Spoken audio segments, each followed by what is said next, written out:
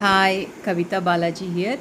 ఇవాళ ఈ వీడియోలో దీక్షితార్ కీర్తన నాటరాగం ఏకతాళం. ఏకతాళం అంటే ఒకటే ఒక లఘు వస్తుంది, 4 అక్షరాలు కవర్ అవుతాయి అన్నమాట. ఒక దెబ్బ 3 ఫింగర్స్ రన్ చేయటం.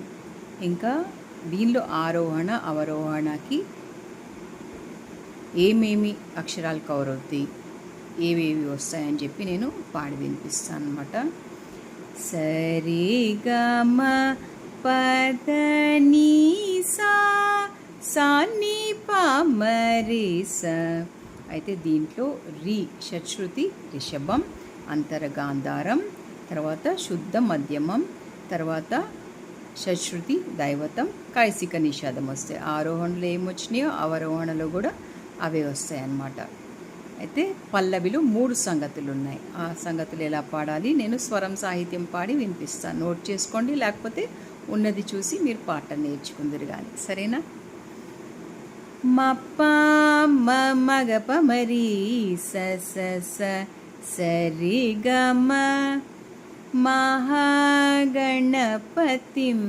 మనసా స్మరామి.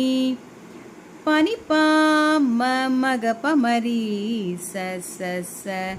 సరి గమ మహాగణపతిం మనసా స్మరామి. గమ పని సని మగప మరి రిరి సని సని మగమ మహాగణపతిం మనసా స్మరామి. తర్వాత లాస్ట్ లైన్. ఇప్పుడు మీరు 3 సంగతులు వినేశారు కదా, నేను 3వ సంగతిని ఇంకోసారి పాడి వినిపిస్తాను. ఎందుకంటే దీనిలో కొంచెం ఎక్కువ గమకాలు ఇంకా తారస్థాయిలో ఉన్న స్వరాలు ఉంటాయన్నమాట.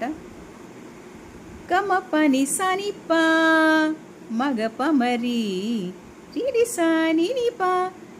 సని మగమ అని వస్తుందన్నమాట. దీనిలో చాలా గమకాలును ఇంకా జార్లు ఉన్నాయి. అందుకని నేను మళ్ళా ఒకసారి స్వరం పాడతాను దీనికోసం. మహాగణపతిం మనసా స్మరామి అలా వస్తుంది.